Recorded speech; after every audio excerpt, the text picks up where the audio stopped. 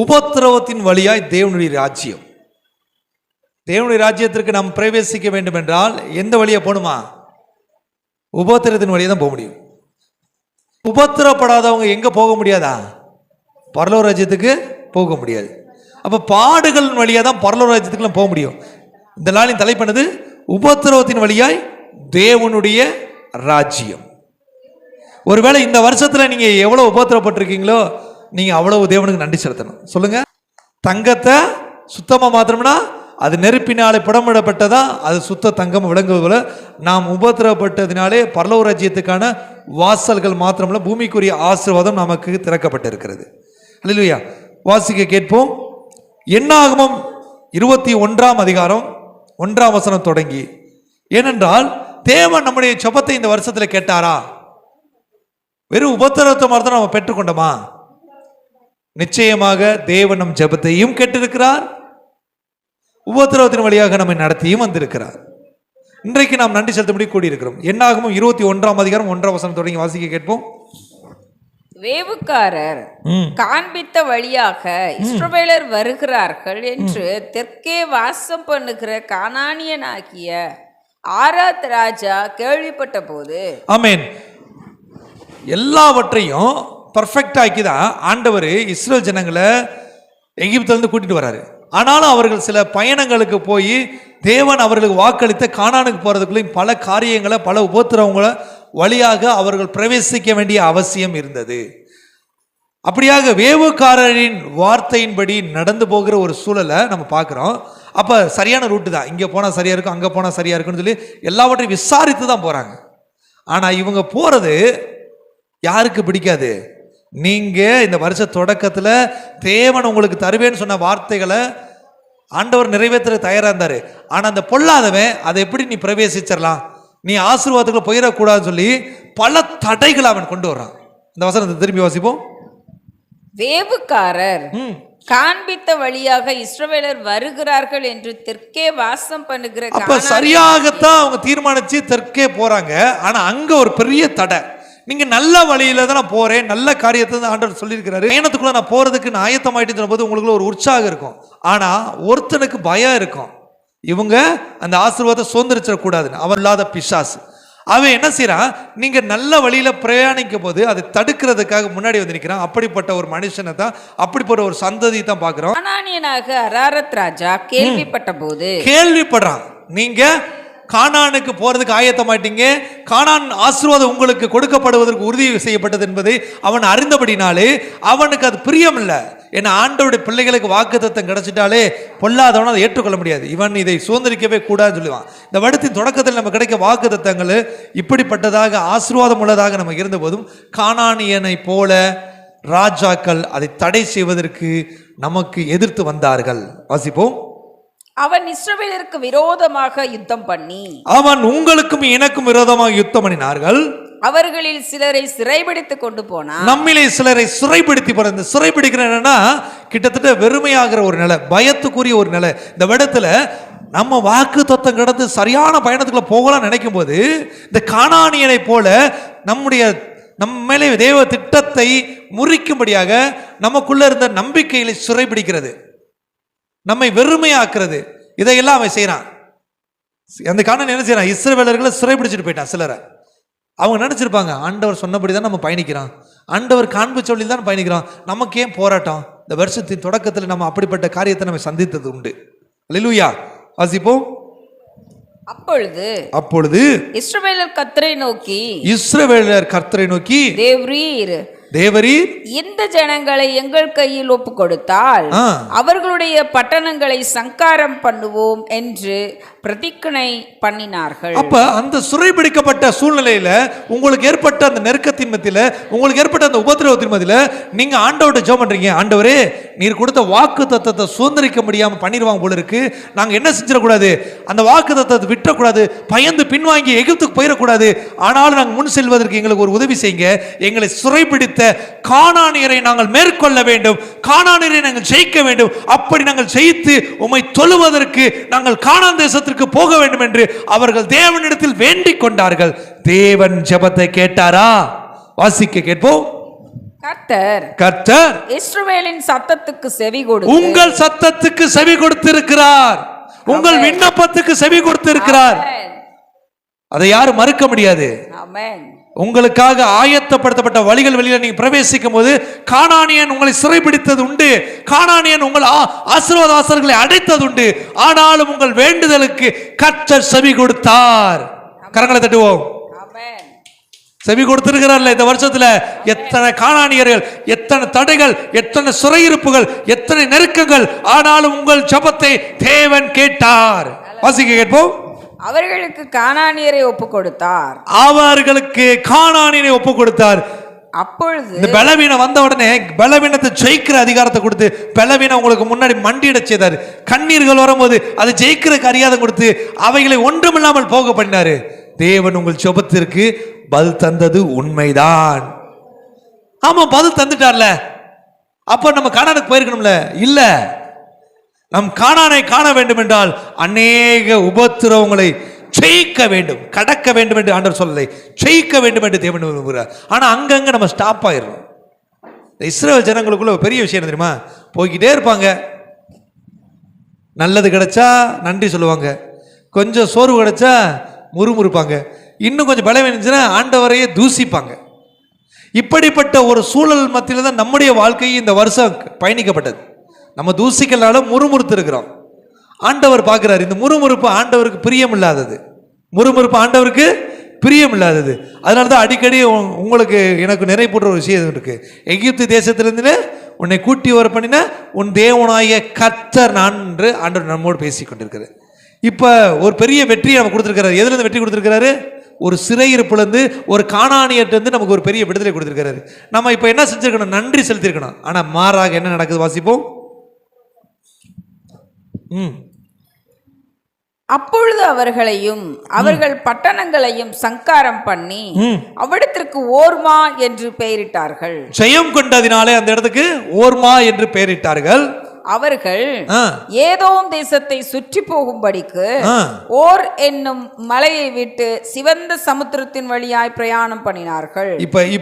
இப்ப அவர் அவங்க கானான் தேசத்துக்கு போறதுக்கு திரும்ப போகணும். ஆனா திரும்ப அவங்க எது வழி போறாங்க? அந்த ஓர் என்ற மலைப்பகுதி விட்டுட்டு சிவந்த சமுத்திரத்திலேயே போய் ஆகணும்.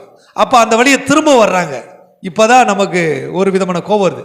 திரும்பவும் ஃபர்ஸ்ட்லா நீங்க ஃபர்ஸ்ட்ல இருந்து வரல, ஒவ்வொரு உபத்திரவத்தையும் ஜெயிச்சுட்டு வர்றீங்க.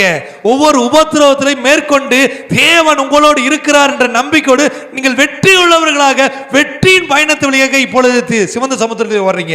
அப்பொழுது வரும்போது நீங்கள் பார்வோனாகிய எகிப்தியனுக்கு பயந்து ஓடி வந்தீங்க.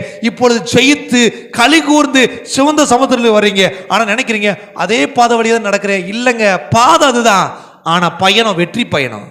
அன்றைக்கு பாதையில் நீங்க வரும்போது பயத்தோடு உயிர் பழச்சா போதும் வந்தீங்க. இன்றைக்கு நீங்கள் ஜெயித்து ஜெயம் கொண்டு சிவந்த சமுத்திரத்தில் வர்றீங்க. ஆனால் இப்பொழுது முறுமுறுக்க கூடாது. ஆனால் இஸ்ரவேல் ஜனங்கள் அங்க என்ன செய்றாங்க பாருங்களேன். வாசிப்போம், கேட்போம். ஜனங்கள் தேவனுக்கும் மோசேக்கும் விரோதமாக பேசி, எங்க இப்ப ஜெயிச்சுட்டு தானே வர்றீங்க, நீங்க எதுக்கு இப்ப முறுமுறுக்கணும்?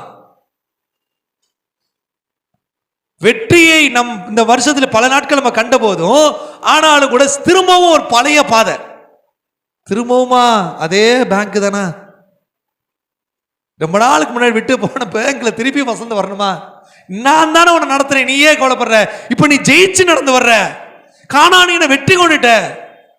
அப்ப இந்த வருஷத்துல நம்ம 2வது முறையா சிவந்த சமுத்திரத்து வழியா நடக்க வேண்டிய ஒரு வழி இருந்திருக்கும்.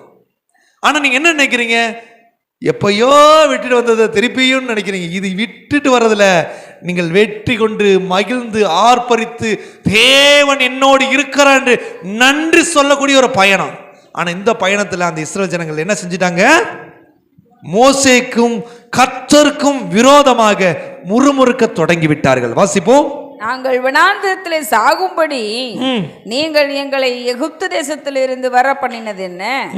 இங்கே அப்பமும் இல்லை தண்ணீரும் இல்லை, இந்த அற்பமான உணவு எங்கள் மனதுக்கு ஒருமையாய் இருக்கிறது. அது வரைக்கும் தேவன் உங்களை போஷித்துக்கிட்டு தான் இருக்கிறாரு. ஆனாலும் உங்கள் இருதயம் என்னன்னா உடனே கானானுக்கு போய் நினைக்கிறோம். இந்த கானான் என்பது நித்தியத்துக்கான ஒரு வழி. கானான் என்பது முடிவில்லாத தேவன் உங்களுக்கு தருவதற்கு வாக்குத்தத்தம் பண்ணப்பட்ட ஆசீர்வாதம். அதை நம்ம உடனே பறஞ்சு அனுபவிச்சுட்டோம், உழுக்க போயிட்டோம்னா அது லட்சையா நம்ம வெளியேறிடுவோம்னு அவருக்கு தெரியும். அதனால தான் ஆண்டவர் இஸ்ரவேல் ஜனங்களை குறித்து சொல்றாரு, நீங்கள் வலிவி போகிற இருதயம் உள்ளவர்கள் என்று நான் அறிந்து வனாந்தரத்திலே உங்களை ஆலோசித்து நடத்தினேன் என்று சொல்கிறார். அப்ப நம்ம அநேக நேரங்களில் வலிவி போறவங்களா இருந்தது உண்டு. ஆனாலும் கூட தேவனுடைய வார்த்தைகளுக்கு கீழ்ப்படுகிற சந்ததியான உங்களையும் என்னையும் தேவன் நினைத்திருக்கிறார். இன்றைக்கு இந்த இஸ்ரவேல் ஜனங்கள் என்ன செய்றாங்க, எங்களுக்கு அப்பம் இல்ல, தண்ணீர் இல்லை, நாங்கள் சோர்ந்து போயிருப்போம், நாங்கள் செத்து போயிருப்போம் சொல்லி முறுமுறுக்கிறாங்க. அதில் எக்ஸ்ட்ராடினரி ஒரு வார்த்தை சொல்றாங்க, இந்த உணவு எங்களுக்கு அற்பமாய் இருந்தது. அவர்கள் சாப்பிட்ட உணவு என்ன உணவு சொல்லுங்க? தேவ தூதர்கள் மாத்திரம் சாப்பிடக்கூடிய விசேஷித்த பரலோகத்தின் மன்னாவை உண்டார்கள். அது தேவதூதனுக்கு பூமியில கிடைக்காது, பரலோகத்தில் கிடைக்கும். ஆனா நமக்காக தேவன் அதை வானத்திலிருந்து இறங்கி வர பண்ணினார். உங்களுக்கும் எனக்குமாக அந்த மன்னாவை தேவன் தந்திருக்கிறார். இந்த மன்னா என்பது மீட்பின் அடையாளம். இந்த மன்னா என்பது நம்பிக்கையின் அடையாளம். மன்னா என்பது பரலோகத்திற்கான உத்தரவாதத்தின் உறுதிதான் மன்னா. அதை பெற்றுக்கொண்ட போதும் முறுமுறுக்கிற ஒரு கூட்டமாக இஸ்ரவேல் ஜனங்கள் இருந்தாங்க. அந்த ஜனத்தை ஆண்டவர் என்ன செஞ்சாரு? அந்த ஜனத்தை ஆண்டவர் முடிவடைய பண்ணினார். ஆனால் நம்மை தேவன் என்ன செய்ய காத்திருக்கிறார்? வாசிக்க கேட்போம். அப்போஸ்தலர் நடவடிக்கைகள் 14ஆம் அதிகாரம் 22ஆம் வசனம்.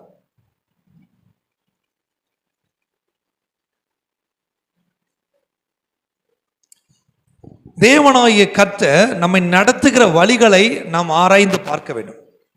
சவுல் அதிகமாக திடம் கொண்டு இவரே கிறிஸ்து என்று திருசிஷ்டாந்தப்படுத்தி தமஸ்குவில் குடியிருக்கிற யூதர்களை அப்போஸ்தலர் நடவடிக்கைகள் 14:22 தானே? 14:22. சீஷருடைய மனதை திடப்படுத்தி விசுவாசத்திலே நிலைத்திருக்கும்படி அவர்களுக்கு புத்தி சொல்லி. ஆனா அந்த நாள்ல இஸ்ரவேல் ஜனங்களுடைய இருதயங்கள் எப்படிப்பட்டதா இருந்துச்சுன்னா, அந்த வசனத்தில் அதுக்கு அடுத்த பகுதி இருக்கு, அவர்கள் அந்த அந்த அந்த அற்பமான உணவுன்னு சொல்லி அவர்கள் தேவனோடு முறுமுறுத்து மனமடிவாகி, இதை அவர்கள் எப்படியாக நினைக்கிறாங்கன்னா, ஒரு விதமான மனம் அடிவுக்குள்ள தங்களை கொண்டு போய் தேவனுக்கு விரோதமான சிந்தனைக்குள்ள போயிட்டாங்க. அவர்களை தேவன் என்ன செய்யல, தியேட்டர்ல விட்டுட்டார், போங்கடா நீங்க திருந்தாத ஜென்மண்டான்னு. ஆனா ஆண்டவர் நம்மை எப்படியாக நம்மை பலப்படுத்துகிறார் என்றால், அந்த வசனத்தில் எப்படி இருக்கு, அவர் சீஷருடைய மனதை திடப்படுத்தி விசுவாசத்தில் நிலைத்திருக்கும்படி அவர்களுக்கு புத்தி சொல்லி. அப்பா இன்னைக்கு ஆண்டவர் நம்ம சொல்றாரு, இங்க வரு, அந்த செங்கடல் இந்த செங்கடல் இல்ல, இது வெற்றிக்கான செங்கடல். இந்த செங்கடலை பயணிக்கிறதுனால நீ முறுமுறுத்துறாத. இஸ்ரவேல் ஜனங்கள் முறுமுறுத்தாங்க, மனமடிவானாங்க, எனக்கு விரோதமா பேசினாங்க. நான் அவங்களை என்ன செஞ்சேன்? சங்காரம் பண்ணி போட்டேன். ஆனா உன்னை என்னால சங்காரம் பண்ண முடியாது. ஏன்னா உன் மேல என்னுடைய கிருபை இருக்கு. உனக்காக என் குமாரனை கிறிஸ்து இயேசு பூமியில கொடுக்கப்பட்டிருக்கிறாரு. உனக்காக பிறந்தாரு, உனக்காக மரித்தாரு, உனக்காக உயிரோடு இருக்கிறாரு. இந்த வருஷத்துல உன் வாழ்க்கையில இருக்க சில பலவீனங்கள் நிமித்தமா நீ சோர்ந்து போயிடாத அப்படி சொல்லி இன்னைக்கு ஆண்டவர் நம்மள சொல்றாரு, சீஷர்களுடைய இருதயத்தை அவர்களுடைய விசுவாசத்தினாலே பலப்படுத்துறார். அப்ப நன்றி சொல்லுகிற இருதயம் நமக்கு வேணும்னு ஆண்டவர் எதிர்பார்க்கிறாரு. அங்க அந்த ஜனங்கள்ட்ட என்ன இல்லை, இஸ்ரவேல் ஜனங்கள்ட்ட அந்த ஒரு விஷயம் இல்லை. ஆனா ஆண்டவர் உங்களை என்ன எப்படி பார்க்கிறாரு? ஒரு சீசனை போல பார்க்கிறாரு. இப்ப நம்மள இருதயத்தை அவர் எப்படி சொல்றாரு? புத்தி சொல்றாரு. இங்க பாரு, அவங்கள மாதிரி நீ என்ன செஞ்சிடாத, முறுமுறுத்துறாத. இப்ப நீ 2வது தடவை எது வழிய போற? அதே பயணத்துக்குள்ள போற. திரும்பவும் வாடகை கொடுக்க முடியல, திரும்பவும் பாடுகள், திரும்பவும் நெருக்கம். என்னப்பா இது? டே, அந்த நெருக்கம் உன்னை முடிவடைகிறது. இந்த நெருக்கம் உன்னை முடிவில்லா ராஜ்யத்துக்கு கொண்டு போறது. கரங்களை திருக்க சொல்லுங்க. இல்லையா? முடிவடைகிற நெருக்கம் எது, முடிவில்லாத ராஜ்யத்துக்கு கொண்டு போற நெருக்கம் எது? இது ரெண்டுக்கு வித்தியாசம் நம்ம தெரிஞ்சுக்கணும். எந்த சிவந்த சமுத்திரம் உன்னை அழிக்க போகுது, எந்த சிவந்த சமுத்திரம் உன்னை காணான்னு கொண்டு போகுது தெளிவு நமக்கு இருக்கணும். ஆண்டவர் இன்றைக்கு நமக்கு புத்தி சொல்றாரு. எப்படி சொல்றாரு? விசுவாசத்துல நிலைச்சிருங்க. அந்த வசனத்தை வாசிப்போம். மனதை திடப்படுத்தி விசுவாசத்தில் நிலைத்திருக்கும்படி அவர்களுக்கு புத்தி சொல்லி நாம் அநேக உபத்திரவங்களின் வழியாய் தேவனுடைய ராஜ்யத்தில் பிரவேசிக்க வேண்டும் என்று. நம்ம எது வழியா தேவனுடைய ராஜ்யத்துக்கு போகணுமா? அநேக உபத்திரவத்திலும் போய் தான் பானோம். அந்த தேவனுடைய ராஜ்யம் என்னது? கானான் தேசம். சகல நீங்க நினைக்கலாம் அங்க எல்லாமே இருக்கு, அங்க இல்லாதது ஒண்ணுமே இல்லை. சில காரியங்கள்ல இந்த வருஷத்துல நம்ம நடந்தது உண்டு, அது உபத்திரவம் தான். ஆனா அது உங்களை முடிவடைவதற்கான முடிவில்லா ராஜ்யத்தை கொண்டு போறதுக்கான ஒரு திட்டம். தேவன் அப்படியாகவே சிவந்த சமுத்திரத்துல நம்ம திரும்பவும் நடத்தினார். திரும்பவும் பிரச்சனை, திரும்பவும் பாடு.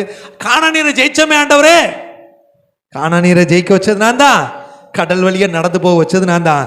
ஏன்னா உன்னை கானானுக்கு கொண்டு போக வேண்டிய அவசியம் இருக்கு. அந்த கானான் வரைக்கும் சில உபத்திரவங்கள் உன்னை மேற்கொள்ளும், பயப்படாத.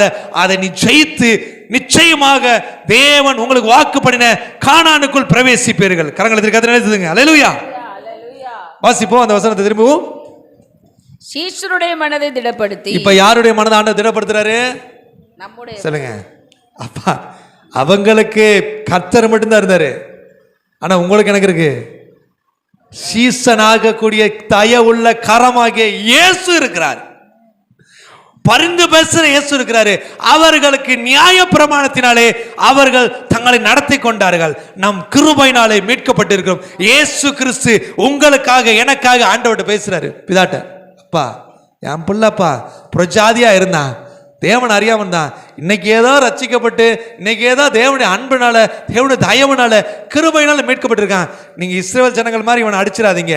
இவன் தாக்கு பிடிக்க மாட்டான், இவன் அவ்வளோ பலவான் கிடையாது, இவன் ரொம்ப பலவீன, இவனுக்காக நான் மறந்து செய்து உயிரோடு இருக்கிறேன். அந்த அளவு பலவீனமானவனாக இருக்கிறான். இவனுக்கு அன்பை கொடுத்துக்கிட்டே இருந்தா தான் இவனால் என்ன செய்ய முடியும், சஸ்டைனபிளா அவனால் இருக்க முடியும். அதனால இவனுக்காக நான் என்ன செய்யணும், பரிந்து பேசுறேன்னு நமக்காக அவர் பிதாவிடத்தில் பரிந்து பேசி நமக்கு சொல்றாரு. கேவரு அப்பா ரொம்ப கோபக்காரு, பிதா ரொம்ப கோபக்காரு, சொல்றது கொஞ்சம் கேளு. இது அந்த சிவந்த சமுத்திரம் கிடையாது, இது அந்த பாடு கிடையாது, இது அந்த நெருக்கம் கிடையாது, இது அதை போல இருக்கும். ஆனா இது வெற்றிக்கான பயணம். நீ நன்றி மட்டும் சொல்லிக்கிட்டே இரு. ஓ வாயில முறுமுறுத்துறாத. அந்த ஜனங்க முறுமுறுத்தாங்க, மனம் அடிவானாங்க, தேவனுக்கு விரோதம் பண்ணாங்க, தேவன் அவங்களை கொண்டாரு. ஆனா உன்னை கொல்ல விரும்பலப்பா அப்படின்னு ஆண்டவர் என்ன சொல்றாரு, உங்களுக்கு எனக்கும் ஒரு சீசனை போல புத்தி சொல்றாரு. புத்தி சொல்லி வாசிங்க. விசுவாசத்துல நிலைத்திருக்கும்படி அவர்களுக்கு. விசுவாசத்துல நிலைச்சிருப்பா. வருஷத்துல கடைசி ஆயிடுச்சு, இதுவரைக்கும் நடக்கலன்னுச்சு புலம்பிராத. என்னால செய்யக்கூடாத ஒரு அதிசயமான காரியம் ஒண்ணுமே இல்லை. நான் எலோகியமா இருக்கிறேன், சர்வ வல்லமையில தேவனா இருக்கிறேன். அதனால நிச்சயமா என்னால செய்து முடிக்க முடியும் அப்படின்னு சொல்லி சொல்றாரு. நாம் அநேக உபத்திரவங்களின் வழியாய் தேவனுடைய ராஜ்யத்தில் பிரவேசிக்க வேண்டும் என்று. ஆமென். நம்ம ஆரம்பிச்சிட்டோம். எகிப்திலிருந்து வெளியே வந்துட்டான். எங்க போய் நிக்கணும், கானானுக்குள் போற வரைக்கும் நடை பயன் நிறுத்தப்படக்கூடாது. எத்தனை ஏத்தியர், எத்தனை எபூசியர், எத்தனை கானானியர் வந்தாலும் அதை மேற்கொண்டு சிவந்த சமுத்திரம் வழியா மீண்டும் ஒரு பயணத்துக்குள்ளே போய் கானானுக்குள் பிரவேசிக்கும் வரைக்கும் கர்த்தருடைய கரத்தை விட்டவே கூடாதுங்க. உபத்திரத்தின் வழியாக கானானுக்கு போகணும், உபத்திரத்தின் வழியாக பரலோகராஜ்யம் போகணும். உங்களுக்காகவும் எனக்காகவும் 2024 அநேக வெற்றிகளை கொடுத்த ஆண்டு, அநேக சிவந்த சமுத்திரங்கள் வந்த ஆண்டு, அநேக போராட்டங்கள் வந்த ஆண்டு. ஆனாலும் என்னை கரம் பிடித்தவரை நான் கைவிடாதிருப்பேன் என்ற நம்பிக்கையின் விசுவாசத்தில் நிலைத்திருத்தபடினாலே நன்றி சொல்வதற்கு நாம் வந்திருக்கிறோம். அல்லேலூயா. முறுமுறுப்பதற்கு வரவில்லை. தேவனை மறுதலிக்காமல் தேவனை மீண்டும் மீண்டும் நன்றி சொல்வதற்கு அவர் அழைத்து வந்திருக்கிறார். வாசிக்க கேட்போம். 1 பேதுரு 5:10. அவர் நமக்காக வைத்திருந்த அந்த பாடுகள் வழியாக நமக்கு ஒரு மேன்மையை வைத்திருக்கிறார். அந்த மேன்மைக்கு நாம் எப்படிப்பட்ட சூழலில் நடத்தப்பட்டிருக்கும் என்பதை இந்த வசனத்தின் மூலமாக ஆண்டவர் பேசுவாராங்க. 1 பேதுரு 5:10. தேவனுடைய வார்த்தைகளுக்கு கிறிஸ்து இயேசுவுக்குள் நம்மை தமது நித்திய மகிமைக்கு அழைத்தவராய் இருக்கிறார். இப்ப நம்மளை எங்க அவர் கொண்டு போகணும் விரும்புறாரு, நித்திய மகிமைக்கு. நீங்க ஏதோ ஒரு இடத்துல போய் எப்படியோ வாழணும் ஆண்டவர் விரும்பல. நான் உனக்கு எகிப்துல இருந்து விடுவிச்சா கானான் தான் நீ போடும். ஊடல நிக்கிற நீ விரும்பினா என்னோட கூட வர முடியாது. அப்ப கிறிஸ்து இயேசுவோடு நம்ம எதனால அழைக்கப்பட்டிருக்கிறோம்? இது இஸ்ரவேலருக்கு கூட கிடைக்காத மேன்மைங்க. பிரஜாதியாகிய உங்களுக்கு எனக்கு ஆண்டவர் கொடுத்துருக்காருன்னா இது பெருதான் கிருபை. அப்ப யார் நிமித்தமா இந்த மன்னிப்பு நமக்கு கிடைக்குது? யார் நிமித்தமா அந்த நடத்தல் கிடைக்குது? யார் நிமித்தமா நம்ம கானானுக்கு போக முடியும்? யார் நிமித்தம் பரலோகத்தில் உட்பிரவேசிக்க முடியும்னா கிறிஸ்து இயேசுவின் நிமித்தமாக.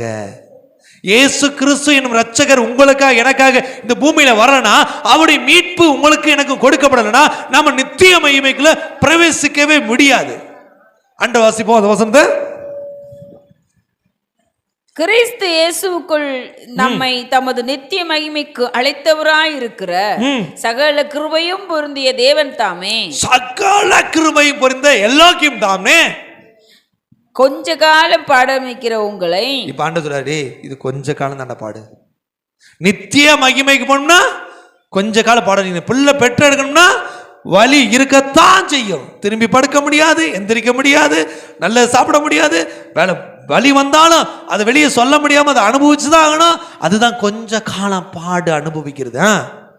உங்களை சீர்படுத்தி, உங்களை ஆண்டவர் சொல்றாரு, நான் திரும்பவும் சீர்படுத்தி, ஸ்திரப்படுத்தி, பலப்படுத்தி. எத்தனை மல்டிமேஸ் இருக்கு? சீர்படுத்துற என்ன தெரியுமா? இஸ்ரவேலை போல முறுமுறுத்துறது, அதான் சீர்படுத்துறது. ஃபர்ஸ்ட் ஸ்திரப்படுத்துறது தெரியுமா? விசுவாசத்துல பலப்படுத்துறது. இந்த சூழ்நிலையிலையும் எந்த சூழ்நிலையும் ஒன்றுமே இல்லாமல் துவங்கின என் வாழ்வு நன்மையால் நிறைந்துள்ளதே. ஒன்றுமே இல்லாத ஒரு சூழ்நிலையிலையும் ஆண்டவர் பலப்படுத்துற. இன்னும் ஒண்ணுமே இல்லையாடா உன்ட்ட, என் தேவன் என் கூட இருக்கிறாரு.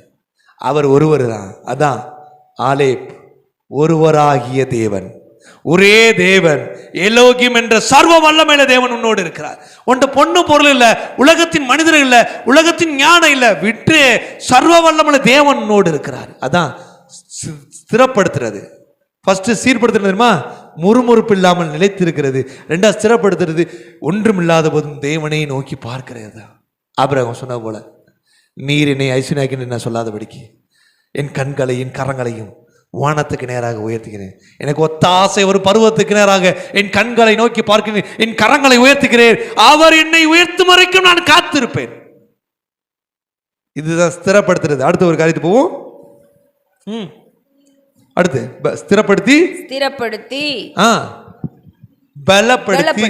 இந்த பலப்படுத்துறது இருக்குல்ல, நான் நல்ல பலமா தான் இருக்கு, ஸ்திரமா தான் இருக்கிறேன் அப்படின்னா வெளியில பார்வைக்கு பார்த்தாலே மகா வீரனா இருப்பான் போல இருக்கு. தாவீது கூட பார்வைக்கு பலவனா தெரியல. ஆனா நம்மள ஆண்டவர் சொன்னா, நான் உனக்கு பலவான போலல, பலவானுடைய சரீரத்தையே நான் உனக்கு கொடுக்க போறேன். அல்லேலூயா. உன் சரீரமாகிய இந்த மாம்சம் ஒரு பலவான போல இருக்கும். உன்னை பார்க்கும் போதே ஒருத்தர் சொல்லுவான், ஜைஜாண்டி ஃபீரா இருக்கிறாங்களே. நம்ம பார்க்கறதுக்கு திரும்ப தான் இருப்போம். ஆண்டவர் சொல்றாரு, நான் உன்னை மீண்டும் சீர்படுத்தி ஸ்திரப்படுத்தி ஒரு பலனுள்ள ஒரு மனுஷனா, ஒரு மனுஷியா, அநேகர் பார்வைக்கு ஒரு ஆச்சரியமான ஒரு மனுஷனா அவனை மாத்த போறேன். நிலை நிறுத்துவாரா? அங்கதான் இருக்கு. எல்லாத்தையும் கொடுத்துட்டு, இந்த மேஜிக் பார்த்துருக்கிறீங்களா? கையில டக்குன்னு ஒன்று இருக்காது, உடனே கையில கொடுப்பாங்க. கொடுத்துட்டு திரும்ப என்ன செய்வாங்க? வாங்கிக்கிடுவாங்க. என்னங்க இப்பதான் இல்லாத மாதிரி இருந்துச்சு, கொடுத்தீங்க உடனே வாங்கிட்டீங்க, அவ்வளவுதான் மேஜிக். ஆண்டவர் மேஜிக் பண்ண மாட்டார். என்ன செய்வார்? மிராக்கிள் பண்ணுவார். என் தேவன் மேஜிக் செய்கிறவர் இல்ல, அவர் மிராக்கிள் மேன். அவர் மிராக்கிள், அவர் நாமம் அதிசயம் என்று சொன்னவர். அல்லேலூயா. அவர் மெஜிஷியன் கிடையாது, மிராக்கிளிஸ்ட். தேவன் சகலத்தையும் நேர்த்தியாய் செய்கிறார். அப்ப ஆண்டவர் சொல்றாரு, இந்த மூணையும் உனக்கு கொடுத்து அதை நிலநிறுத்தி, அதை நிலைநாட்டி உன் தலைமுறை தோறும் உனக்கு தருவேன் என்று நிலை நிறுத்தி நம்மோடு பேசிக் கொண்டிருக்கிறார். வாசிப்போம். நிலை நிறுத்துவார். அல்லேலூயா. அவருக்கு மகிமையும் வல்லமையும் சதா காலங்களிலும் உண்டாயிருப்பதாக. ஆமென். இதெல்லாம் எதுக்காக செய்யறாரு தெரியுமா? ஆண்டவரை நம்பி வந்தடா, ஆண்டவருக்கா வாழ்ந்தடா, ஆண்டவர் தான் வேணும் சொன்ன, ஆனா ஓமூல ஆண்டவர் மையம் போட போற. கரங்களை தட்டுங்க. அல்லேலூயா. அவரை நம்பின நீ வெக்கப்பட்டு அவர் தூசிக்கிறதுல அவருக்கு பிரியமே இல்லை. ஓ வாயால நீ அவரை கனப்படுத்தி அவரை துதிச்சு அவர் ஆராதிக்கணும் விரும்புறாரு. அந்த இஸ்ரவேல் ஜனங்கள் விட்டுட்டாங்க. நியாய பிரமாணத்தை பிடிச்சி அந்த இஸ்ரவேல் ஜனங்கள் விட்டுட்டாங்க. கிருபையை பிடிச்சிட்டு ஒன்னை என்னை அவர் விட மாட்டார். ஏன்னா இது எதுக்காக போகுது? கிறிஸ்துவின் நிமித்தமாக, கிறிஸ்துவின் நிமித்தமாக நித்திய மகிமைக்குள்ளே நம்ம நடத்தும்படியாக நம்மை சீர்படுத்தி ஸ்திரப்படுத்தி பலப்படுத்தி நிலைநிறுத்தி அவரை ஆராதிக்கும்படி. இப்ப இன்னொரு சந்ததி வந்திருக்கு, அதுதான் நீங்களும் நானும் ஆகிய புரஜாதியான சந்ததி. இவர்கள் உபத்திரவத்தின் வழியாக, இந்த உபத்திரவம் நல்லதுன்னு தாவீது சொன்னாரு, ஆனா அவர் சந்ததி விட்டுட்டாங்க. ஆனா அந்த சந்ததியாகி நம்ம பிடிச்சுக்கிட்டோம். ஆண்டவரே 2024 எவ்வளவு உபத்திரம் வந்தாலும் வந்திருக்கு, பரவாயில்ல ஆண்டவரே, நாங்கள் நன்றி சொல்லணும், நன்றி சொல்லிக்கிட்டே இருப்போம். இன்னும் 3 நாள் இருக்கு, இன்னும் அதிகமாக நன்றி சொல்லுவோம். எங்கள் நாவுகள் உம்மை துதிப்பதற்காக, உம்மை ஆராதிப்பதற்காக, உம்மை மகத்துவத்தை பறைசாற்றுவதற்காக கொடுக்கப்பட்டது. ஆமென் சொல்லுவோம். ஆமென். எடுத்துக்கொள்வோம். யூதா 1ஆம் அதிகாரம் 20ஆம் வசனம் தொடங்கி. நமக்குள்ள இருக்கக்கூடிய அந்த விசுவாசத்துல பலவீனத்தை மட்டும் அனுமதிச்சிட கூடாது. அநேகர் நமக்கு ஆறுதலா பேசுறேன்னு சொல்ற பேர்ல நம் விசுவாசத்தில் நம்ம பலவீனப்படுத்துகிற காரியத்திலே நாம் சில நேரம் கடந்து போனது உண்டு. ஆனால் பலவீனத்திற்கு இடம் கூடாதிருங்கள், விசுவாசத்தில் பின்வாங்கி போவதற்கு இடம் கூடாதிருங்கள். யூதா 1ஆம் அதிகாரம் 20-21. நீங்களோ பிரியமானவர்களே, உங்கள் மகா பரிசுத்தமான விசுவாசத்தின் மேல் உங்களை உறுதிப்படுத்திக் கொண்டு. இப்ப நம்ம எதுல இருக்கணுமா? இந்த விசுவாசத்தை ஆண்டவர் ஒரு பெரிய ஒரு பேரு சொல்றாரு. இந்த விசுவாசம் மகா பரிசுத்தமான விசுவாசமா. ஏன்னா கொஞ்சமா இருந்தா அது சின்ன விசுவாசம், கூட இருந்தா அது பரிசுத்த விசுவாசம், ரொம்ப கூட இருந்தா மகா பரிசுத்த விசுவாசம். இது உனக்குள்ள இருக்கணும்னு ஆண்டவர் விரும்புறாரு. இதுல இருந்து நீ நிலைச்சுக்கணும். ஏன்னா நம்ம போக வேண்டிய தூரம் பெரிய தூரம். எத்தனை கானானியர் வந்தாலும், எத்தனை ஏத்தியர், எத்தனை எபூசியர், எத்தனை கொலையாக்கள் வந்தாலும் ஜெயிக்கிறதுக்கு இயேசு உங்க கூட இருக்கிறாரு. ஆனா நீங்க கூட இருக்கணும், அவர் கூட நிலைச்சிருக்கணும். அதுதான் விஷயம். இந்த மகா பரிசுத்த விசுவாசத்துல நிலைச்சிருக்கணும். இந்த விசுவாசன்றது பேரளவுக்கான வார்த்தை. இன்னைக்கு நமக்குள்ள விசுவாசின் பேர் இருந்தோ அந்த விசுவாசத்தின் வல்லமையை நம்ம அறிந்தாமல் இருக்கோம். வாசிங்க. நீங்களோ பிரியமானவர்களே, உங்கள் மகா பரிசுத்தமான விசுவாசத்தின் மேல் உங்களை உறுதிப்படுத்திக் கொண்டு பரிசுத்த ஆவிக்குள் ஜெபம் பண்ணி. என்ன செய்யணுமா? இந்த சூழ்நிலையும் ஜெபிக்கிறது. நிறைய பேர் ஜெப வாழ்க்கை குறைஞ்சிருச்சு. ஜெபிச்சு என்னத்தை கண்டான் இல்லைங்க. இந்த மகா பரிசுத்த விசுவாசம் உங்களுக்குள்ள இருக்க அக்கினியான ஜெபத்தை அது அதிகப்படுத்திக்கிட்டே இருக்கும், அது குறைய விடாது. ஏனென்றால் நான் நம்புகிறவர் உயிரோடு இருக்கிறார், அவர் மறிக்கவில்லை, அவர் மரணத்தை ஜெயித்து எனக்காக என்னோடு கூட பயணித்துக் கொண்டிருக்கிறார். இந்த மகா பரிசுத்த விசுவாசத்தை நான் விட்டுவிட மாட்டேன்னு சொல்லணும். அதோடு ஜெபிக்கணும். அதுதான் ஜெபிக்கணும். ஞானிகள் மத்தியில் பைத்தியம் என்னையும் அழைத்ததுக்கு செய்யமே. ஞானிகள் மத்தியில் பைத்தியம் என்னையும் அழைத்தது அதிசயமே. நான் இதற்கான பாத்திரன் அல்ல, இது கிருபையே வேறொன்றும் இல்லை. நான் இதற்கான பாத்திரன் அல்ல, இது கிருபையே வேறொன்றும் இல்லை. அல்லேலூயா. இந்த கிருபை என்ற இந்த தயவை நம்ம விட்டு விடாது இருக்கணும்னா ஜெபம் என்ற அந்த பலத்தை நம்ம இடை கட்டிக்கிட்டே இருக்கணும். அதுக்கு என்ன வேணுமா? மகா பரிசுத்த விசுவாசம் வேணுமா? கொஞ்சம் கூட சோர்ந்து போக கூடாது, கொஞ்சம் கூட பின்வாங்கிடக்கூடாது, கொஞ்சம் கூட முறுமுறுத்தக்கூடாது. எத்தனை எதிரான சூழ்ச்சிகள் வந்தாலும் அடிச்சு போய்கிட்டே இருக்கணும். செய்யம் கொள்ளுகிற தேவன் உங்களோடும் என்னோடும் இருக்கிறார். வாசிங்க. அல்லேலூயா. தேவனுடைய அன்பிலே உங்களை காத்து கொண்டு. அதுதான் ரொம்ப முக்கியம். எங்க அப்பா என்ன கைவிட மாட்டார். அவரு இதுவரைக்கும் நடத்தினாரு, இனிமேல் நடத்துவாரு. அவரைத்தான் நான் நம்புவேன். எங்கேயும் மனுஷன் நம்பிடக்கூடாதுங்க. இந்த பலவீனமான சூழ்நிலையில மனிதனுடைய வார்த்தைகளை தேடிக்கொண்டிருந்த உங்கள் செவிகள் மாறட்டும். இயேசுவின் வார்த்தைகளை மாத்திரம் நம்பி இருக்கட்டும். என் அன்று சொல்றாரு, என் அன்பை நம்பிக்கொண்டு, என் அன்பையே நம்பிக்கொண்டு உம்மை நம்பும் நான் பாக்கியவான், உம்மையே நம்பியிருப்பேன். உம் அன்பை நம்பும் நான் பாக்கியவான், உம் அன்பையே நம்பியிருப்பேன். உம்மை நம்புவே நான், உம்மை நம்புவேன், உம்மையே இருப்பேன். உம் அன்பை நம்புவேன், உம் அன்பை நம்புவேன், உம் அன்பையே நம்பி இருப்பேன். அல்லேலூயா. இந்த அன்புல நிலைச்சிருக்கக்கூடிய ஒரு அனுபவம் ரொம்ப முக்கியங்க. சரி, அவர் கொடுத்தாலும் கொடுக்கலாலும் பரவாயில்ல, அவர் கொடுத்தே தீருவார். வேதம் சொல்லுகிற வார்த்தைப்படி, பொல்லாதவர்களை நீங்கள் உங்கள் பிள்ளைகளுக்கு நல்ல ஈவை கொடுக்க அறிந்திருக்கிற போது உங்கள் பரமபிதா உங்களுக்கு கொடுக்காமல் இருப்பது எப்படி? யோசிச்சு பாருங்களேன். இந்த அப்பா கூட ஒரு நாள் வாங்கி கொடுத்துருவா நம்புறீங்க, அந்த அப்பா கொடுக்காம இருப்பாரா? இவன் மறந்துடுவா, இவன் மறிச்சு போயிடுவான். ஆனா அவர் நிச்சயமும் மரணத்தை ஜெயித்த தேவன். அவர் உங்களுக்கு கொடுப்பதை ஒருவனால் தடுக்க முடியாது. அவர் சொன்னபடி உயிர் தெழுந்த தேவன் இன்றைக்கும் உங்களுக்கு தருவதற்கு அவர் ஆயத்தமாக இருக்கிறார். இன்னைக்கு நம்ம செஞ்சுக்கிட்டு இருக்கு, நன்றி சொல்லிக்கிட்டே இருக்கணும். அப்பா என்ன நடந்தாலும் பரவாயில்லன்றாரு, நன்றி சொல்லுவேன், நன்றி சொல்லுவேன். சொன்ன சொல்லை காப்பாற்றும் தெய்வம் உம்மையன்றி யாரும் இல்ல, முடிந்ததில் துவக்கத்தை பார்க்கு உங்களுக்கு ஈடே இல்ல. உண்மையாகவே சொன்ன சொல்ல காப்பாற்றுவா. நீங்க பின்வாங்கிறாதீங்க. இந்த அன்புல நிலைச்சிருக்கிற ஒரு அனுபவத்துக்கு போயிட்டு இருங்க. வாசிங்க. தேவனுடைய அன்பிலே உங்களை காத்துக்கொண்டு நித்திய ஜீவனுக்கு எதுவாக நம்முடைய கர்த்தராகிய இயேசு கிறிஸ்துவினுடைய இரக்கத்தை பெற்று. எதுக்காக பிடிச்சுக்கணுமா? நித்திய ஜீவனுக்காக, அந்த பரலோகத்துக்காக, அந்த கானானுக்காக, அந்த தேவனுடைய ராஜ்யத்துக்குள்ள சகலவித ஆசீர்வாதத்தை சுதந்திரிக்கிறதுக்காக இரக்கம் வேணுமா? அந்த இரக்கத்தை பிடிச்சுக்கணும். அந்த இஸ்ரவேல் ஜனங்களுக்கு கிடைக்கலங்க அந்த இரக்கம். உங்களுக்கு எனக்கு இருக்கு அந்த இரக்கம். ஏன்னா உங்களுக்காக எனக்காக பரிந்து பேசுற இயேசு கிறிஸ்து என்ன தெய்வம் இருக்கிறாரு.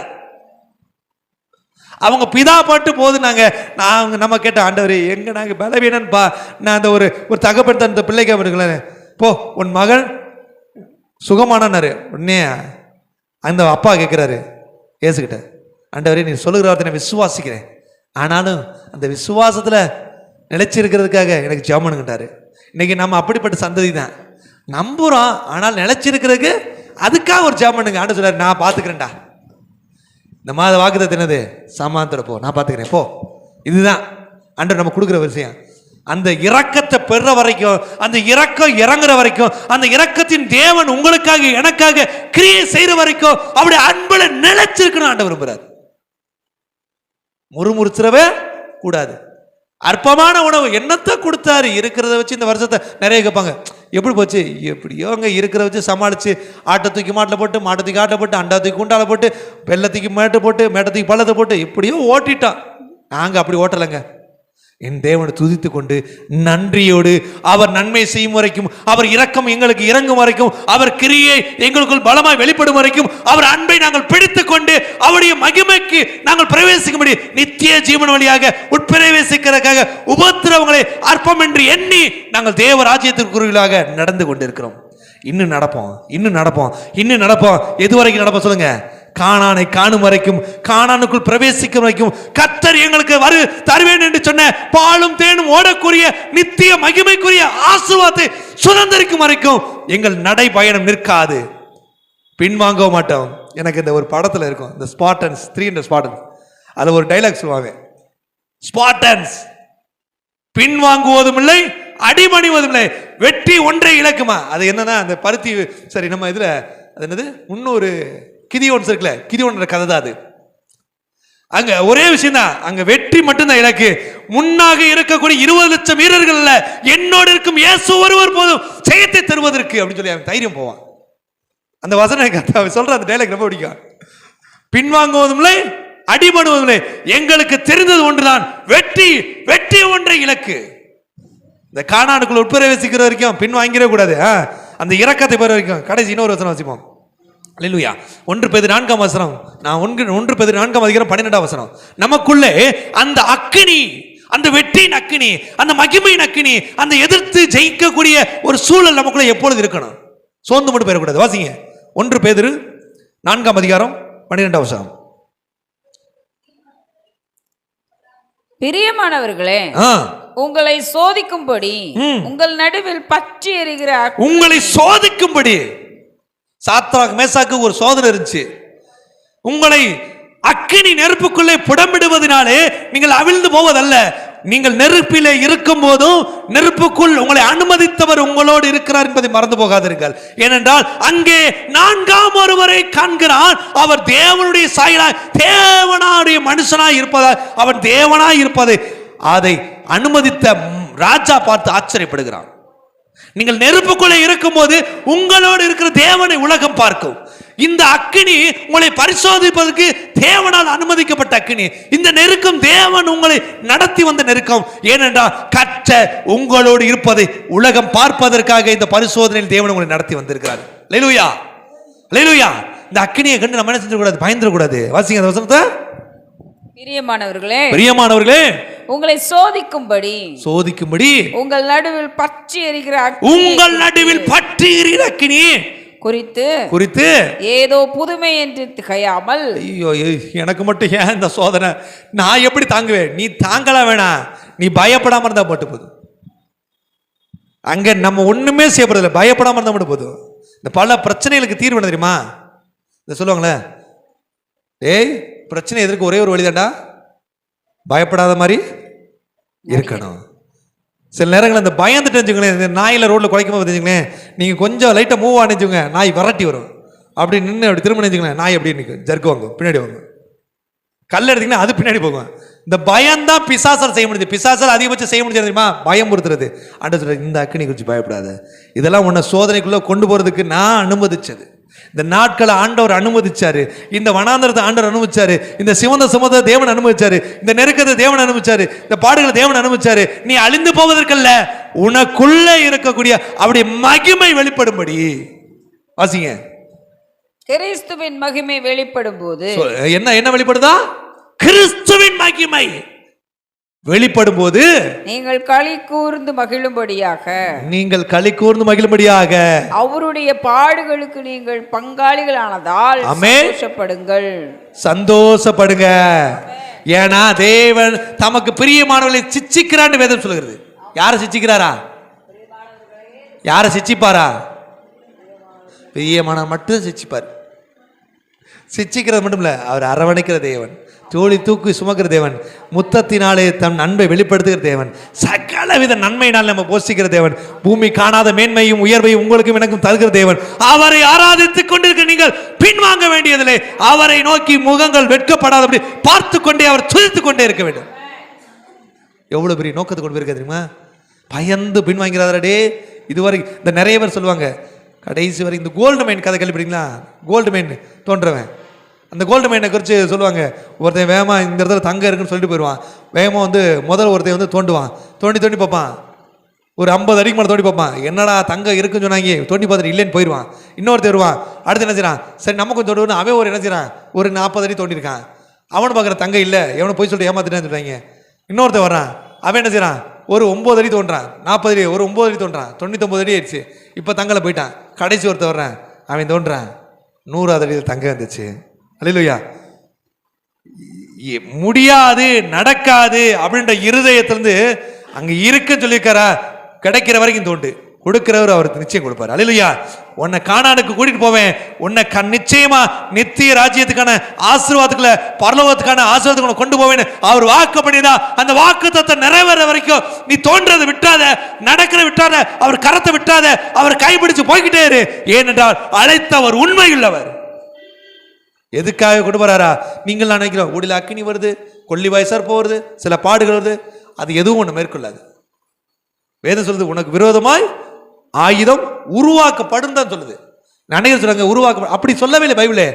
தட்டானால் உனக்கு விரோதமாய் இரும்பினாலே அது ஆயுதங்கள் தயாரிக்கப்படும், ஆனால் அது உன்மேல் வாய்க்காது, உன்மேல் கிரியை செய்யாது. ஏனென்றால் கர்த்தர் உன்னோடு இருக்கிறார். நித்திய மகிமைக்கேற்ற ஆசீர்வாதத்துக்கு நடத்த முடியாது. நீ ஒருவேளை 2024 1 சொன்னாரு சமாதானத்தின் ஆண்டு, சமாதானம் இல்லை, புலம்பிராத, உன்னை ஜீவனோடு வச்சிருக்கிறாரு, காணான ஜெயிக்க வச்சிருக்கிறாரு, பல உபத்திரவத்தின் மத்தியில் வெற்றிகள் வச்சிருக்கிறாரு. சில அற்பமான உணவுன்னு நினைச்சாத, நீ சாப்பிட்டது மன்னா, நீ சாப்பிட்டது என்னது? பரலோகத்தின் தேவனுடைய தயவு. ஒன்றுமில்லாத போது பரத்திலிருந்து அவர் கரம் நீட்டப்பட்டு அதனால நீ போஷிக்கப்பட்டு இருக்கிறாய். இது ஒரு சுயமரிச்சல் போஷிக்கப்படல. 4 மாசம் வேலையில சோறு எப்படின்னு கர்த்தர் கொடுத்தாரு, அதான் மன்னா. உன் கையின் பிரயாசம் இல்ல, கர்த்தருடைய கரம் தான் உனக்கு நடத்திட்டு வந்துருக்கு. அநேக நாளுக்கு வாடகை கொடுக்க முடியல, ஒரே நாள் 4 மாசம் வாடகை ஒருத்தர் கொடுக்குறாங்க, அதுதான் கர்த்தருடைய கரம். ஏனென்றால் போஷித்து அவர், நானே உன்னை நடத்தி வந்து, நானே உன்னை கைவிடாது இருக்கிற தேவன் சொல்றாரு. வாசிப்போம் கடைசியா லூக்கா 22ஆம் அதிகாரம் 28ஆம் வசனம். நாம எதற்காக இந்த பயணத்துக்கு போயிட்டு இருக்கோம்? இந்த உபத்திரவம் நமக்கு எதுக்கு அனுமதிக்கப்பட்டது? இந்த உபத்திரவத்தோட நம்ம எங்க போறோம்? தேவனுடைய ராஜ்யமாகிய கானானின் ஆசீர்வாதத்தை சொந்தரிக்க முடியாது. தேவனுடைய ராஜ்யம்னு அப்ப நேர நம்ம பரலோக செத்து இல்லைங்க. தேவனுடைய ராஜ்யம் பூமியும் அவருடையதான், பூமியும் அது நிறைவும் கர்த்தருடையது. பூமியில நீ ஆசீர்வாதத்தை நிச்சயம் பெற்றுக்கொள்ளணும், அவருடைய விருப்பம், அதை அனுபவிக்கணும். இஸ்ரவேலை ஆசீர்வதிப்பது கர்த்தருக்கு பிரியம், உன்னை ஆசீர்வதிக்க தேவனுக்கு பிரியம், அதை யாராலையும் மாற்ற முடியாது. வாசிங்க லூக்கா 22ஆம் அதிகாரம் 28ஆம் வசனம். மேலும் மேலும் எனக்கு நேரிட்ட சோதனைகளில் என்னோடு கூட நிலைத்திருந்தவர்கள். இப்ப இந்த சோதனைய ஆண்டவர் உன்னுடைய சோதனையை பாக்குறதுல யாரு, என் பிள்ளைய அனுப்புறேன் அவனை நீ நம்பலான்று நம்மளை அனுப்பிச்சிருக்கிறாரு. இப்ப அந்த சோதனை அவருடைய சோதனையாகவே ஆண்டவர் ஏற்றுக்கொள்றாரு. நாம அவருக்குள்ள நிலைத்திருக்கும்படி, அவருடைய பரிசுத்தத்தில் நிலைத்திருக்கும்படி. இப்ப பிதா கிட்ட போய் இவர் பேசணும்னா எப்படி பேசுவாரு? அப்பா, இவங்களாம் என் பிள்ளைங்க தான், இவங்களுக்காக இவங்களாம் எனக்குரியவங்க தான், இவங்களுக்காக நான் மறிக்கவும் தயாரா இருக்கிறேன்னு பிதாட்ட பேசிப்பாரு. பிதா ஒருவேளை சொல்லிக்கலாம், டே இவங்க உண்மையானவங்க கிடையாதா? இல்லப்பா, உண்மையா நம்புறேன். அப்ப அந்த வார்த்தையை ஏன் சொல்றாரு? எனக்கு நேரிட்ட சோதனைகளில், வாசிங்க, எனக்கு நேரிட்ட சோதனைகளில், மேலும் எனக்கு நேரிட்ட சோதனைகளில் என்னோட கூட நிலைத்திருந்தவர்கள். அதுதான் இந்த நிலைத்திருங்க. எங்க இந்த கஷ்டம் வந்துட்டா வச்சுங்களேன், காணாம போயிடுவாங்க ஒரு பெரிய கூட்டமே. அதான் உங்களை உண்மையான நண்பன் யார் என்று நீங்கள் கண்டுபிடிக்க வேண்டும் என்றால் ஒரு காரியத்தை முதலாவது செய்யுங்கள். உங்கள் கஷ்டத்துக்கு அவரிடத்தில் உதவியாக பணம் கேளுங்க. அப்பொழுது யார் என்று உங்களுக்கு தெரிந்துவிடும். பணம்லாம் கேட்க வேணாம். கஷ்டம் வருதுன்னு தெரிஞ்சாலே எவனு கூட இருக்க மாட்டாங்க. வந்த பிறகுல தேவனுக்கு ஒரு பிரச்சனை இருக்கா அப்படின்னா அந்த ஏரியா பக்கம் வர மாட்டாங்க. ஆனால் தேவன் சொல்லுகிறார், நீங்கள் என்னோடு கூட சோதனையில் கூட இருந்தீர்கள். கரங்களை தட்டுங்க. தேவன் நடத்தின பரிசோதனையிலே நீங்கள் நிலைத்திருந்திருக்கிறீர்கள். நீங்கள் அவரோடு பயணித்திருக்கிறீர்கள்.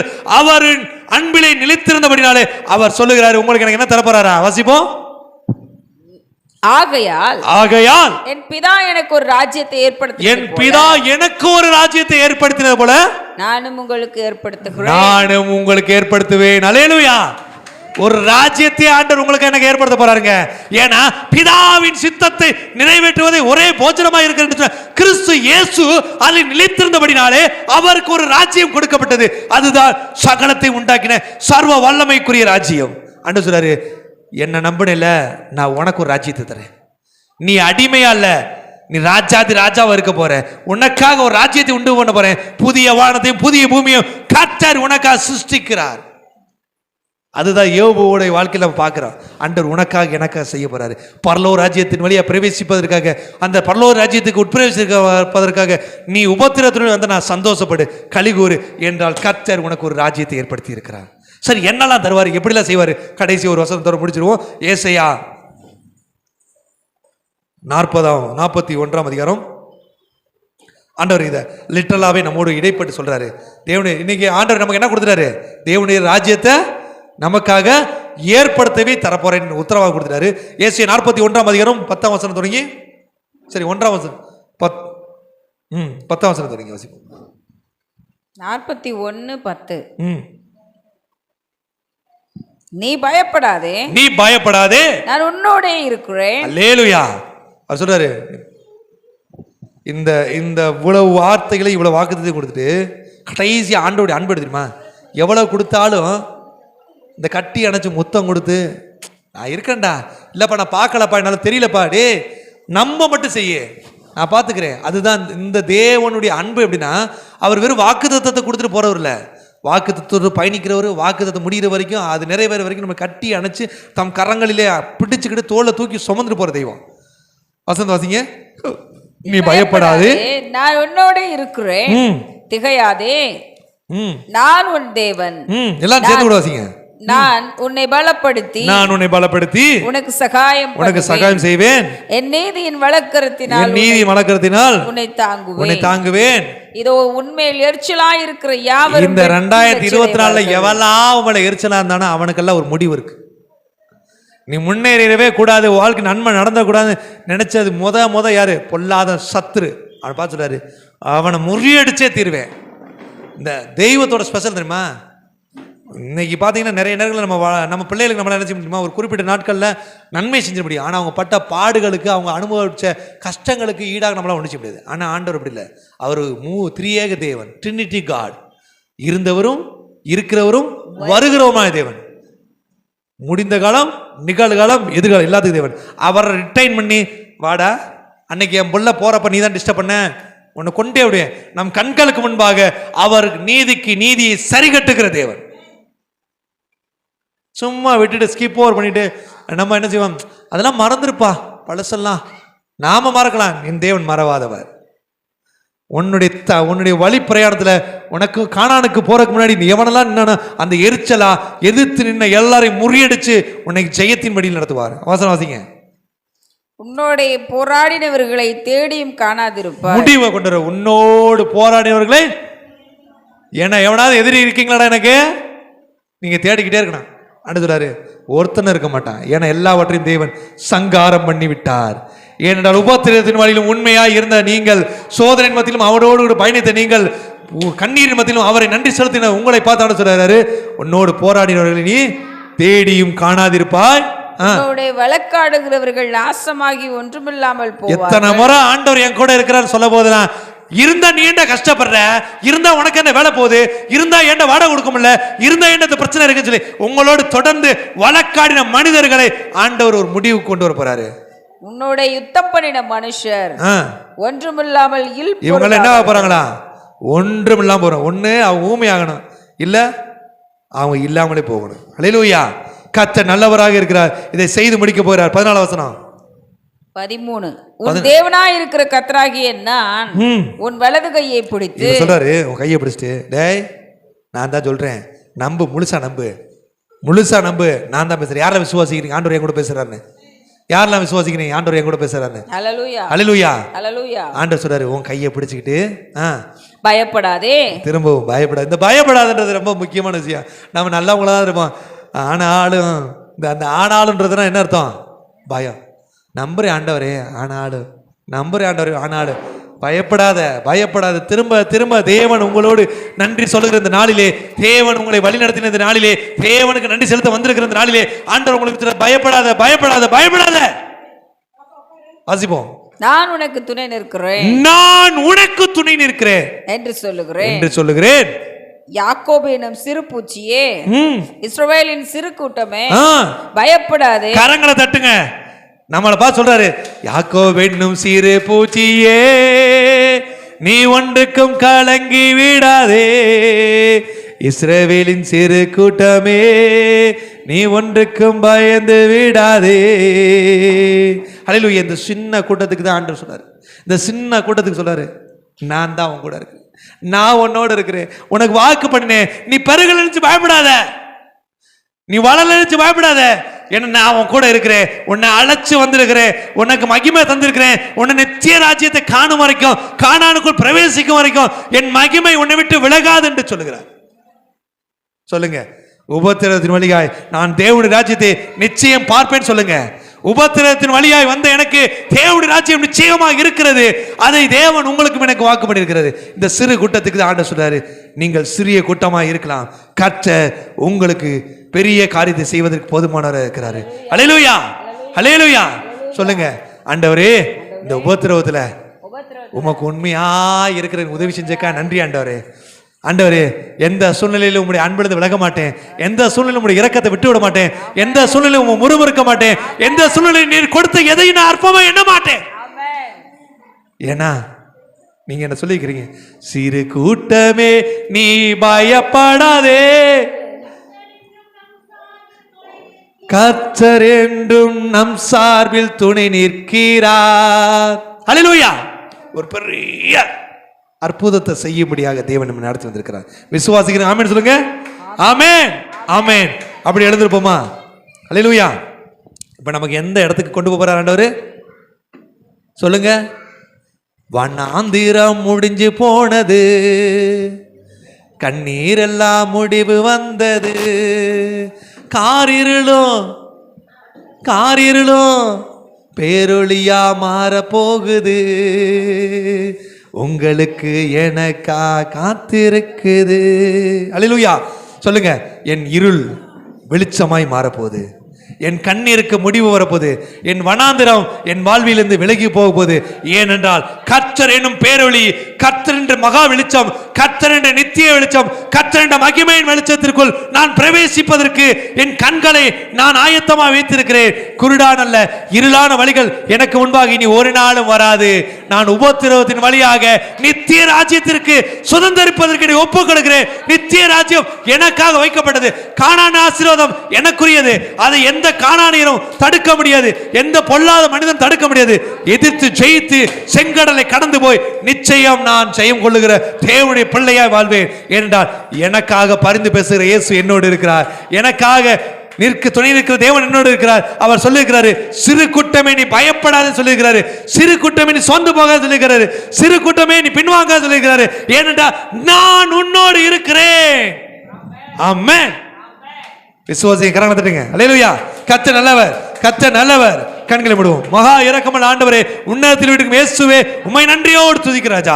உன்னதமான கிறிஸ்து இன்றைக்கு எங்களோடு இடைப்பட்ட உடைய வார்த்தைகளுக்காக, உடைய மகிமையின் காரியத்திற்காக, உடைய மகத்துவத்தின் காரியத்திற்காக உமக்கு நன்றி செலுத்துகிறேன் ஆண்டவரே. இதுவரை காணாத மேன்மை, இதுவரை காணாத உயர்வு, இதுவரை காணாத ஆச்சரியமான நன்மைகளை தேவன் எங்களுக்கு தருவேன் என்ற நிச்சயத்தோடு இந்த உபத்திரத்தின் வழியாக நாங்கள் தேவனுடைய ராஜ்யத்திற்கு பிரவேசிக்கத்தக்க சிந்தையோடு நாங்கள் வந்திருக்கிறோம். ஆண்டவரே, தாவீது சொன்ன போல உபத்திரப்பட்டது நல்லது.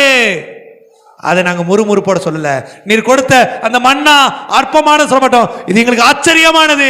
இதற்கு தகுதி இல்லாத எங்களை நீர் நேசித்து எங்களுக்காக பரலோகத்தின் மன்னாவை போஷித்ததுக்காக நன்றி சொல்லுங்க. நீர் இந்த வருடத்தில் தந்த எல்லாவற்றுக்கும் நன்றி சொல்லுங்க. சொல்லுங்க, எல்லாரும் வாய் தந்துங்க. நீர் இந்த வருஷம் தந்த எல்லாவற்றுக்கும் நன்றி.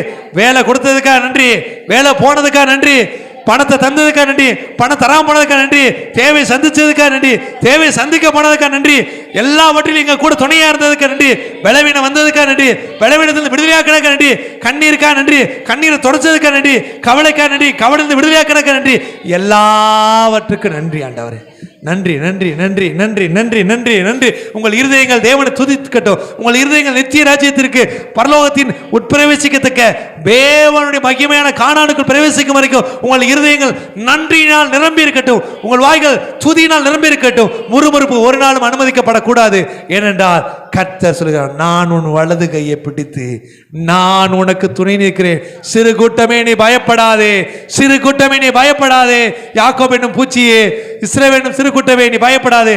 நான் கர்த்தர், நான் மாறாதவர், நான் உன்னை பேர் சொல்லி அழைத்த தேவன். அல்லேலூயா, அல்லேலூயா. ஜெபம். அல்லேலூயா, ஹல்லேலூயா. ஸ்தோத்திரம்.